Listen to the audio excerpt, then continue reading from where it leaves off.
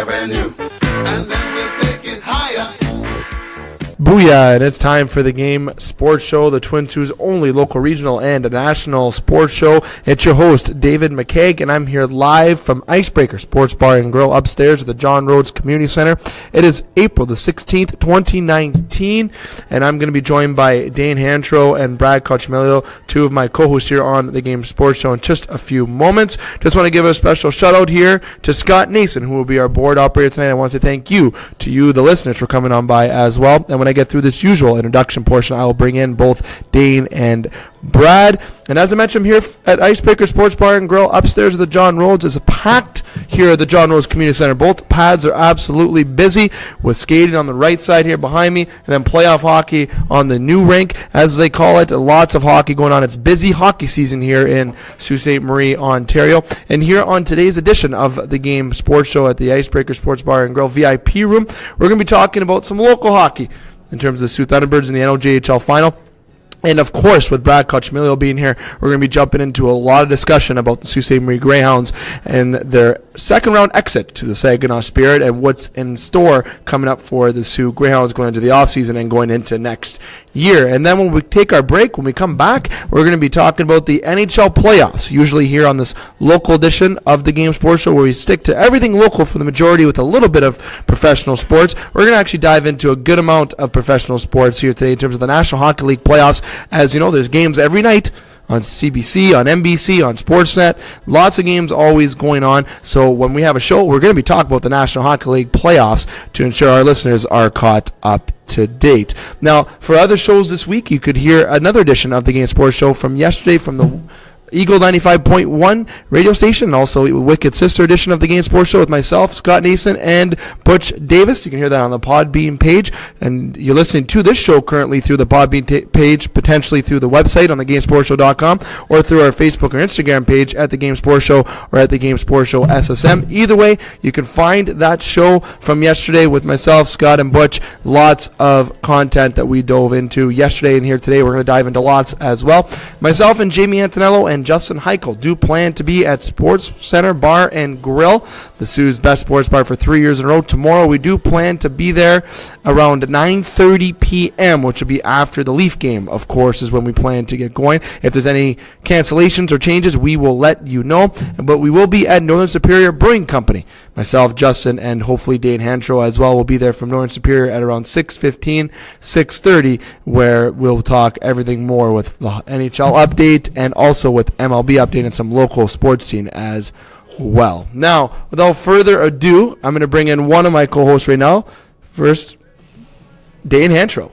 Daner, thanks for coming on by here tonight. Yeah, thanks for having me. Last show of the, well, I guess it would be the spring now, but yeah, won't be back till after the summer, so let's have a good one. So this is actually the last show, so you will not be at Northern Superior Brewing Company most likely on Thursday. It's tentative at this point. I leave Friday morning, so we'll see. We'll see if I pack everything up in the vehicle beforehand and ready to go. So tentative at this point. Maybe I'll make it, maybe I won't. We'll have to find out. That'll be a little mystery. Will Dane be on the show on Thursday? I can tell you this, I know he won't be on the Wednesday edition. We already got an action-packed panel, as always, there from Sportscenter. Lots of exciting content that we bring forth. And before I bring in Brad Coccimiglio, I want to say make sure that you follow our social media pages, especially with all the contest giveaways that we are going to be doing often. And we do have our bonus draw through Facebook and Instagram coming very soon as well for those who participated in the recent giveaway contest through Facebook and Instagram. So we will have that for you. Now, without further ado, I'm going to introduce, with a famous introduction as always, the one and only, great smile, great glasses, lights up a room. You know, when he comes in, he lights up a room. He's well known in the community, Soo Today, Sportsnet, the Game Sports Show, known for being the warmest guy in your heart. The one and only Brad Coccimiglio. Bradley, how you doing, sir? Wow. That was something. If I'm blushing right now, it's probably worthwhile after an intro like that, I tell you. It's maybe a good thing that I didn't hear you and Randy Russin talk about me on his show today, I guess, though, right? We did say we chirped you, but we also did say you were a good guy. We said we did it out of love. Okay. We did it out of love. That's what most people do to me. Yeah. That's what most people do to me. It's all good. We were actually Kevin Kane was part of the show as well, and we were trying to figure out we were talking about your career path and getting traded to Blind River, to Sumish, to the Thunderbirds, to the Thunder Bay League, to wherever else you went. Yeah, I also played for the Toronto Maple Leafs. I don't think anyone knows that. I was the guy that rode the grocery stick the times when they had Mark Arcaballo in the lineup. But no, jokes aside, boys, I'm just saying at the top of the show that we have this part of the show we're going to talk about everything local. We're going to have a quick break, and then we're going to spend about 10 minutes talking about the NHL playoffs. We don't really talk about the NHL playoffs as much here on this show, but since given the season, we most definitely have to. But we do have a little bit of time constraints here tonight because yours truly has a Mayor's Cup game at 8:15, and it's just shortly after 7 right now, and I'm at the Pee Wee, so we don't have the boogie, but we kind of got a boogie more than usual, but we've done the quick and dirty segments before. So, Brad, I want to get it all started starting with you. Thunderbirds tied in the NOJHL final with Hearst 1-1. You know, they go back to Hearst 1-1. Tough team in Hearst, a tough barn to go to in Hearst as well. I can tell you right now that that's a tough rink and a very good hockey team in Hearst as well, but they are very happy they got the split against the Thunderbirds. The Thunderbirds are probably hoping they're able to win 2 here at home and capitalize going back to Hearst.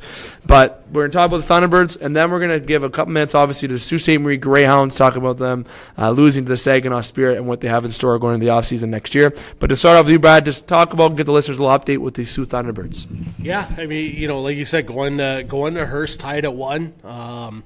You know, it's not the ideal scenario by any means, but, you know, they're certainly not in a terrible spot. You know, it was tough. I mean, they played real well in game 1.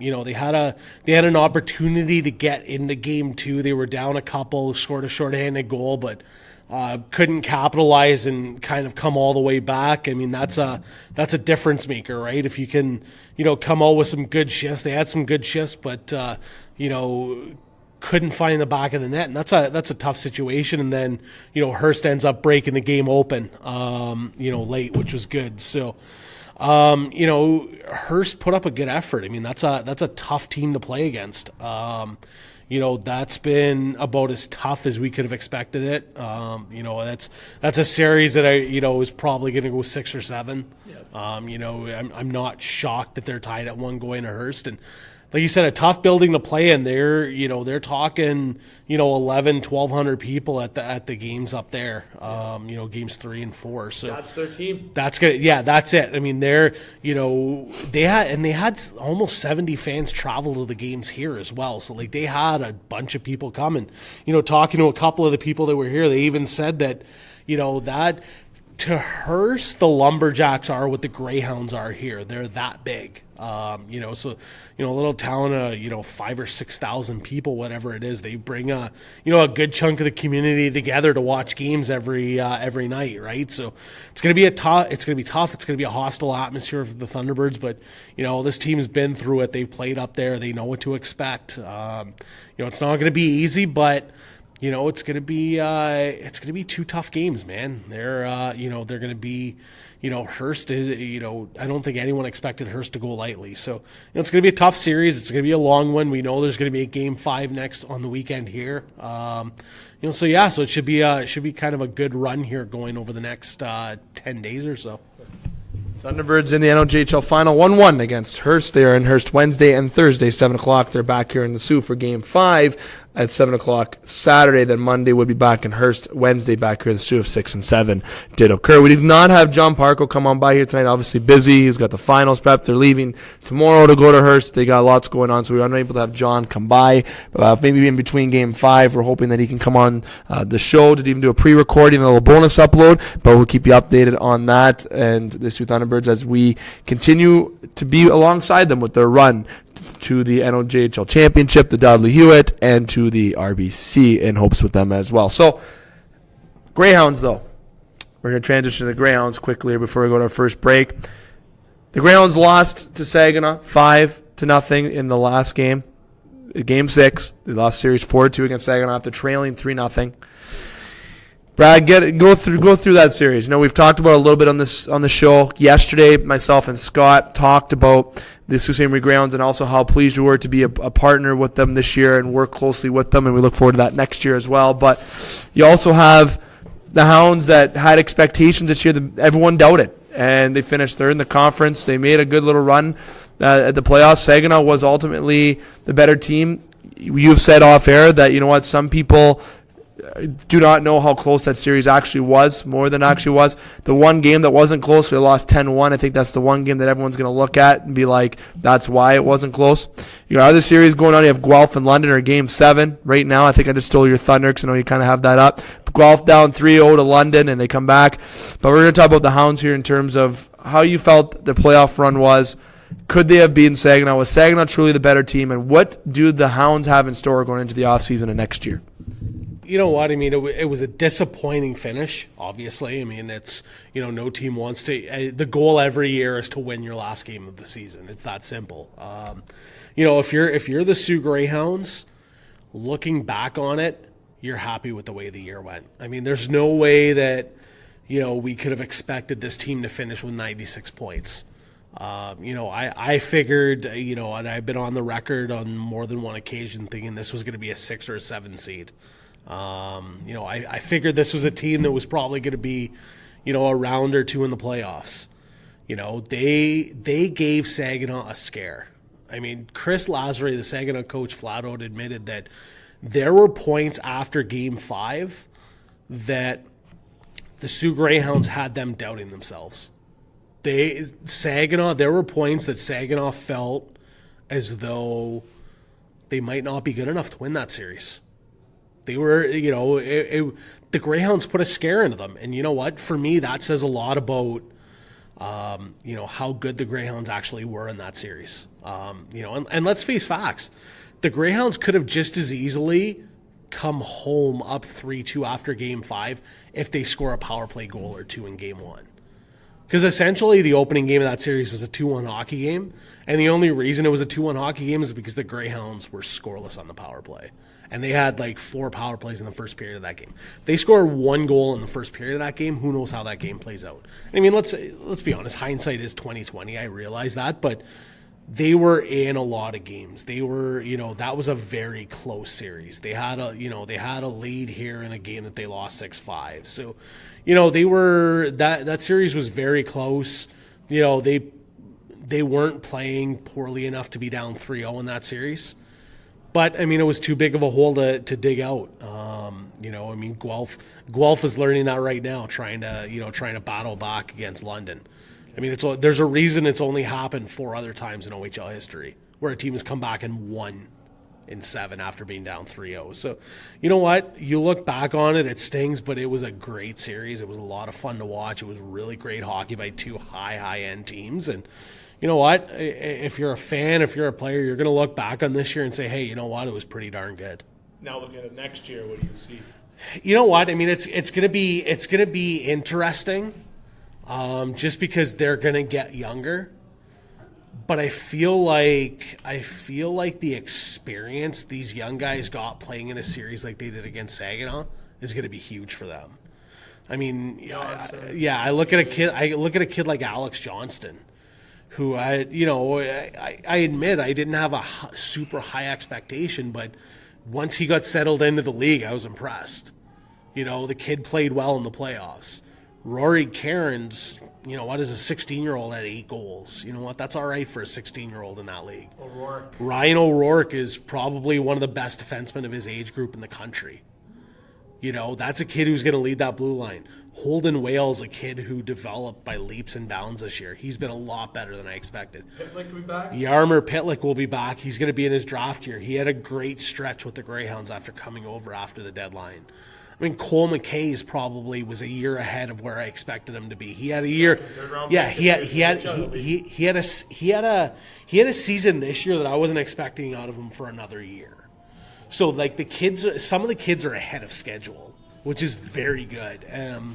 It's not gonna be easy. I mean, when you lose talent like Villalta, like Hollowell and Sandbrook, it's gonna be tough. But they're in a position where their young guys got a lot of experience this year, and that experience is gonna be huge for them next year. Absolutely huge. Dane, I'm gonna slide over to you. We got about a couple minutes left before we go to our first break. Hounds next year. Now, Is it going to be the same? Can we have another surprise in the year? Will it be a top 3 seed next year, or are we expecting to start going a little bit on that rebuild / quick retooling phase that, especially as Brad was saying, a lot of good young guns in the ammunition, as we like to say. What are you expecting from the Hounds?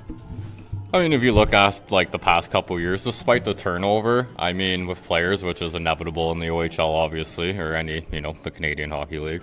I think, this year was a bit of a surprise on how well the Greyhounds did, and I think that just organization's been able to maintain somewhat of a consistency. I don't see the Hounds being as good as a team as they were the last 2 seasons, obviously. I think it will be somewhat of a transition year for them, but I still think they're going to be a competitive team. I think there's a lot of good pieces coming back. They're obviously losing a lot of major contributors to the team, like Frost and Hayden are potentially playing in the show next year or in the AHL, so that's obviously up to their respective NHL clubs what they want to do with those 2 players. But yeah, I think if you just look at the Greyhounds as an organization, they've been able to maintain just good competitive hockey teams despite who's on the roster. So I expect a lot of what we've seen this year, and I think a little bit of maybe a surprise. And I think we'll probably sneak back into a playoff spot. Yep. Probably a bottom, like a 7th, 8th seed. But I don't see us falling right to the bottom of the standings. And I think maybe 1 year of transition and 2 years from now could have one hell of a hockey team back. So I'm looking forward to for the future of the Greyhounds there. As I mentioned, the Game Sports Show is extremely thankful for Jerry Linscomb and the company with the Sioux Greyhounds, working closely with them this year. Very much looking forward to next year to seeing the team that they bring forth on the ice and working together going forward as well. The Hounds did great this year. Congratulations to the Hounds on how well they did. It's unfortunately lost to Saginaw, but Saginaw was and is a very good hockey team, and you did try to battle back as best you could, and the Sioux faithful should be proud of what they saw out of the Sioux Greyhounds nonetheless. Now, boys, quick break. When we come back, some NHL talk. As we said, it's going to be a quick and dirty show. We're about 16 minutes in. We got about 10 minutes left or so before we peel off. So we're here live at Icebreakers Sports Bar and Grill. Dave McCaig alongside Dane Hanchrow and Brad Coccimiglio. We're going to hear from our sponsors. We'll be right back. You're listening to The Game. The Game Sports Show is pleased to shout out a partner, additional home, and sponsor to Northern Superior Brewing Company, located on 50 Pym Street in Sault Ste. Marie, Ontario. Northern Superior Brewing Company having a strong presence locally with many beers to offer. With much involvement in the community of Sault Ste. Marie, Northern has a sport and friendly-like atmosphere within its tap room, and during the summer months, it is a must to visit Pier 55 to enjoy some delicious food, amazing view of the water, and view of the Bush Pulling Museum right on the cusp of the Hub Trail, and of course, all of that down with a delicious brew from Northern Superior. Northern Superior Brewing Company. It's a northern thing. Get Wicked Catering from the crew at the Wicked Sister. We like to think of ourselves as foodies. While our favorite foods are paired with a beer tasting at the Wicked Sister, you can now have the same creative menu for your next catered business luncheon, family get-together, wedding, or holiday party. Our white truffle risotto appeals to your gluten-free and vegetarian guests. Add sautéed shrimp or freshly grilled chicken for a pop of protein. Or let us build you a custom menu to suit your needs. From plated events of 15 to buffets for 200, the Wicked Sister will cater your event with tapas, snacks, cravables, or a full sit-down dinner. The Wicked Sister, where you'll be treated like family, whether you like it or not. The Game Sports Show wants to thank its original home, partner, and sponsor since 2015, Sportscenter Bar and Grill, named the Sioux's best sports bar for 3 years in a row. Sportscenter Bar and Grill is located on 624 Wellington Street West in Sault Ste. Marie, Ontario. Make sure to come on down to Sportscenter to enjoy the great atmosphere with great cold beverages available, including those delicious Molson products. Don't forget about their famous 75-cent wing nights on Wednesdays. They're truly the best wings in town. Like and follow SportsCenter on Facebook at SportsCenter SSM. We look forward to seeing you today. SportsCenter Bar and Grill, the Sioux's best sports bar. The Game Sports Show would like to thank an additional sponsor and special edition home to the game, Silver Creek Golf Course, located at 104 Bellow Lake Road, Garden River, Ontario. And also shout out thank you to Silver Creek GM Jamie Henderson. Silver Creek Golf Course has many specials to offer for 18 holes, 9 holes, and even Twilight Deal specials. It does not matter what your level of golf game is, it is a must to enjoy the scenic course, memorable experiences that Silver Golf Course offers. Silver Creek also offers a Thursday wing night for you to enjoy food after a stellar time on the course. You can book your tee time by phone or online at golfsilvercreek.com. Silver Creek Golf Course, where all are welcome to play. The Game Sports Show would like to thank a list of additional sponsors. North Shore Sports and Auto, new location located on 647 McDonald Avenue, Sault Ste. Marie. A family-owned and operated business with doing business in Sault Ste. Marie for over 10 years. Loads of products available for your enjoyment for all seasons. North Shore Sports and Auto, we understand the importance of quality service and products, and we work hard to ensure that all customers have a positive experience before and after each and every sale. North Shore Sports and Auto, meeting all of your new and pre-owned equipment needs. Special thanks to Salon. The Salon, located on 589 2nd Line East, Sault Ste. Marie, Ontario. Owned and operated by Mike Cuglietta. Book your appointment today at 705-941-9191 or via online at https://thesalonsoo.as.me-. The Salon, making the Soo beautiful, one haircut at a time. As well as a shout out to the Superior Pro Shop. The Superior Pro Shop, located inside the Community First Credit Union Superior Arena on 285 Northern Avenue East, Sault Ste. Marie, Ontario. Owned and operated by Jeremy Paquin and ran by Larry Monroe. Superior Pro Shop for over 40 years meet all of your skate sharpening, skate repair, and hockey needs. Also to Discover the Canvas. Discover the Canvas, located on 317 Wellington Street West, Sault Ste. Marie, Ontario. A beautiful new renovated building owned and operated by expert artist and Sioux native Katrina Thibodeau. Katrina taking her talents of the ink in Sault Ste. Marie and truly creating the best and most realistic art locally. Call Katrina today at 705-450-8099 or email her at discoverthecanvas@gmail.com to book your tattoo or consultation today. Hi, this is Paul Maurice from the Winnipeg Jets, and you're listening to the Game Sports Show. Welcome back to the Game Sports Show, the Twin Sault's only local regional national sports show. Dave McCaig here alongside Brad Coccimiglio and Dane Hanchrow, live from Icebreakers Sports Bar and Grill. Well, there's a lot of things there. Icebreakers Sports Bar and Grill upstairs, the John Rhodes Community Centre in the VIP room. Fellas, diving right into it. As I said, quick and dirty edition here tonight, as we like to say. The National Hockey League playoffs we're going to talk about here. We're like, wow, on that local edition, you can jump into the NHL. Absolutely. This is a season. Now, we're going to talk about games just around the table quickly for about the next 8 to 10 minutes before we officially sign off. Tampa Bay and Columbus are currently in action right now, and midway through the first period, it's 2-1 Columbus right now in Columbus. It's 10 minutes into the first period. The Islanders and Pens play in just a few moments, and also tonight you have the Jets and Blues, and by the time this recording is uploaded, all three games will most likely be completed if you don't hear the live version. So you may know the results prior to this, but last night there are games that we know that concluded. Boston, Toronto, getting the win. Calgary and Colorado, with Colorado walking away with a pretty convincing win on those Calgary Flames. Did they ever?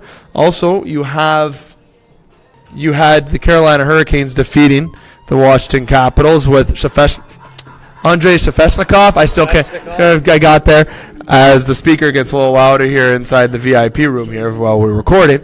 I love that. But Ovechkin knocks out Andrei Shevchnikov in that game. And then you have the other game between Nashville and Dallas, with Nashville walking away up there with the win. So series is going around, pivotal game threes. Toronto walks with the win. Around the table, going around with the games that happened last night. And what are you expecting tonight before we wrap up tonight's show? You know what? I mean, it's been one of those things that I've had a lot of fun with the NHL playoffs this year. I think for me, you know, the Columbus idea, you know, the Islanders taking a lead, like stuff like that to me is fun in the playoffs. It's, you know, I'm all for the good teams doing well, but it's kind of nice to like look at Columbus and be like, you know, and have them surprising everybody and saying, hey, you know what? We're going to come in and we're just going to, you know, shock the world, so to speak, right? You know, so that's been a real exciting thing for me. I love the idea of upsets early. You know, and it comes back to the whole idea of, you know, the format.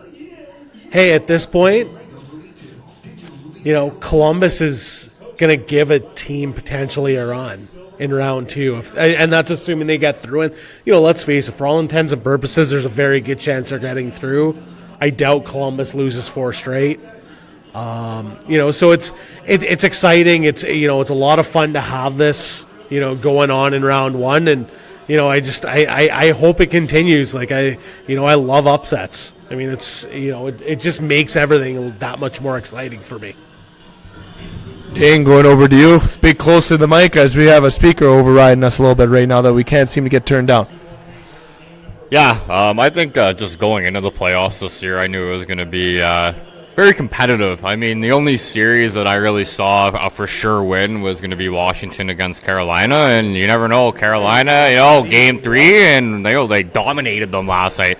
Couple dominating performances last night, and I'll get into that. But 5-0 win against the Capitals, give them a little bit of momentum going into the Game 4 at home. The crowd was nuts in Carolina last night. Couldn't surge.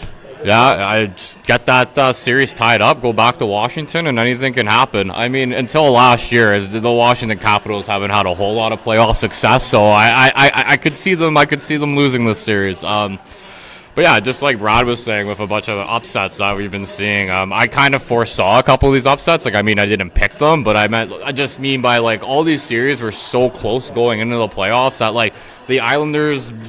Being up 3-0 on Pittsburgh, surprising, but for them to beat Pittsburgh in the series, I would have never been surprised. I mean, that team defensively and the way Robin Leonard, if he would have played 55 games, I think he would have been the Vezina winner this year. But he had to share time with Grice. 3-1. But 3-1. 3-1 Columbus. 3-1 Columbus. That's another. McGuire.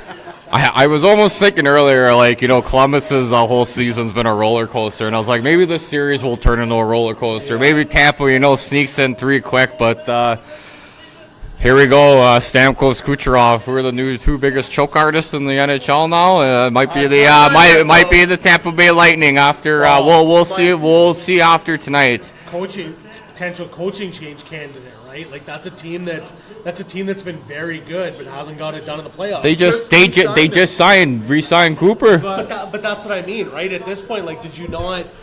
For me, and sorry to jump in, but for me, yeah, I get that you re-sign him, but I mean, this isn't a situation. This isn't a good situation for. Called back a little offside. Here we go. Momentum killer here. This is a situation where even though you've got this guy re-signed, this isn't a good position to be in. I mean, this was supposed to be a year. This was kind of supposed to be it for them, in the sense that, saying, hey, maybe they've got a legit chance to do this. And then all of a sudden you're down 3-0 in round 1 to Columbus. No disrespect to Columbus, but nobody gave Columbus a puncher's chance in this series. And then all of a sudden now you're looking at Columbus moving to round 2 and potentially the best team in hockey being out in round 1. I don't know if I'm the coaching staff there, even though I've got a new deal, I'm a little worried. Dane, to continue on your thoughts. Yeah, I agree with everything that you said there. I mean, jumping the gun a little bit with the John Cooper signing. But I think any person that knows anything about hockey, I feel like 99% of those people probably picked Tampa. No goal. In this series. So, I think Victor Hedman's definitely still hurt, banged up from the last game of the season. Andrei Vasilevsky needs to step up and make some big saves. His team needs it right now. They're not playing good enough in front of him. He has to step up. Kucherov, I don't even know if he stepped on the ice this series. Check if that guy has a heartbeat there. I could almost see this though kind of coming. Typical player, regular season performer, and then come playoff time, here we go. And I'm not saying it's the Russian factor, but there's been a little bit of a trend with Russian hockey players being really good in the regular season, and come, the grind of the playoffs doesn't suit them as well. Other than that, I just want to touch on the ass kicking that the Colorado Avalanche gave the Flames last night. Loved it, by the way. And did I not tell you last night that Cale Maker was going to get a goal in the first 10 minutes of the game? I was 2 minutes off. That kid is going to be the next superstar defenseman in the NHL. I'm telling you. I said this a year ago that this kid skates like Scott Niedermayer out there. Has the hands of a god out there. Him and Miro Heiskanen, the two next best defensemen coming up in the NHL right now. I think they're both unreal. Miro Heiskanen had a couple big goals for Dallas in his playoff series so far. Two rookies coming into the playoffs, and arguably the two best defensemen on their teams. If you really look at Colorado's not, blessed with a bunch of really good defensemen. I mean, you got Barry and Johnson and a couple of guys, but Cale Maker came in and looked like he's been playing in the pros for the last couple seasons. I mean, easy transition from college. So, if you're a Colorado fan, I'd be real excited. And if I'm a Calgary fan, better start booking tee times, because after that 56-shot performance you got on you last night, did not look like a playoff team last night. That was embarrassing, to say the least. Colorado takes a 2-1 series lead there, and I was incorrect. The goal was called back, so it's 2-1 Columbus currently in action midway through the first period. But nonetheless, Columbus still leading. We'll see what happens near the end of that game. But Toronto-Boston's where I'm going to jump in quick. All I got to say is Freddie Anderson. Freddie. I got to say Mitch Marner was an absolute stud. He actually blocking those shots at the end. Andreas Janssen buried the puck. Beautiful goal. Matthews has a heartbeat. Holy man, he actually scored a goal, and I really like the play of the fourth line. Gauthier, Moore, and Ennis were the best line in that game for the Toronto Maple Leafs last night. They were absolutely stud. They were able to grind. Chara gets rocked by Hyman. I like the smart physicality. They were trying to out-hit Boston. They were just out-grinding them and out-working them, and Freddie Anderson, though, was up to the task when needed to be, and that's the recipe to Leafs' success, is having that goaltending presence, and also for him to make the first and even second save, Toronto clears out the third shot. It's basically their game plan. Muzzin looked good yesterday playing with Zaitsev. Zaitsev even had a pretty good game, and so did Jake Gardiner. Yes, I said Zaitsev and Jake Gardiner didn't play that bad yesterday. They had some games, and I would say that the Leafs right now are in a series where they can't stop, though. Even if they go up 3-1, anything could happen. They came back against Boston twice down 3-1, but they got to keep winning these games at home. The Scotiabank Arena is absolutely thumping, and I love to see it. Tonight, Columbus, Tampa Bay. I do hope Columbus can wrap up the series. I'd love to see that upset. The Islanders, Pens, even though I'm a Tavares guy and I don't like what they did to Tavares this year, Islanders are the dominant team in that series. And the Winnipeg Jets, I'm really hoping they can battle back against St. Louis. And the Winnipeg Jets, so much expectations going into this year. They need to win this series. They need to. It's St. Louis, one of the hottest teams in the NHL going in the playoffs. It's big that Winnipeg can walk away and go back to Winnipeg tied at 2. So we'll see how that goes. And tomorrow night from Scotiabank Arena, Toronto needs to feed off that momentum. All right. And also, Cale Maker, Dane, you're 100% right. That kid is going to be an absolute fucking stud in the National Hockey League. Let me tell you right now. Now, fellas, any final thoughts with the National Hockey League playoffs before we wrap up tonight's quick and dirty edition from Icebreakers? Brad? Well, all I can say is here's hoping it continues at this pace, because, I mean, for me, it's been a lot of fun. Like I said, the kind of the quote-unquote upsets have been a lot of fun, and I'd be totally happy with that going forward. Yeah, absolutely same thing. I'm real interested to see what the second round's going to look like. I mean, I think if you look at the Eastern Conference, we might have, 3 major upsets. And, I would even say Toronto beating Boston's an upset just because, they're trying to get over the hump there. But, Columbus, Islanders, Toronto in the second round coming out of the East. I don't think too many people would have expected that. And let's see if Carolina can make a little push against imagine that. Everybody's bracket would be done first round. Be absolutely amazing for sure, fellas. Looking forward to seeing, as a Leaf fan, I don't want to get my hopes up too high. It's not to say I'm doubting, but we got to take it one game at a time. The Leafs are doing a good job at that for sure. Fellas, I want to say thank you for taking the time to come on by. Brad, we'll be in touch sometime this week. We got some shows, some bonus shows coming up, so I'll definitely be texting you. And I want to say thank you for taking the time to come by quickly here tonight. Hey, thanks for having me. It's always fun, and you know what? When you keep introducing me that way, how can I say no? I'm surprised I don't make you sweat. Dane, this might be your last show. It's a quick and dirty show, but happy you're able to come. Hopefully you're there on Thursday, though. Yeah, we'll see what happens, man. And if not, I'll be back in the fall. Dane Hanchrow sign off potentially. And here's Dave McCaig going into the sign off. We're going to be at Sportscenter Bar and Grill tomorrow at 9:30. We're projected to be there. Any changes, you may not know right away. But if you don't see us there by 9:30, if you're coming by live, or if you need to reach out to ask, we will let you know. We do plan to upload our social media pages if we're going to make it for sure or not. Thursday, we will be at Northern Superior at around 6:30 until about 7:30 for a quick edition at Northern Superior Brewing Company. Now getting to the conclusion portion, Dave McCaig here sign off from Icebreakers Sports Bar and Grill. And thanks to Scott Nason and to Jody Wilson, Mitch Wilson, and crew here at Icebreakers Sports Bar and Grill, and to you listeners for coming on by. And I'm reminding you, until tomorrow and until the next show, keep your stick on the ice, swing your bat, catch your touchdown, drain your threes, and shoot your shots. Booyah.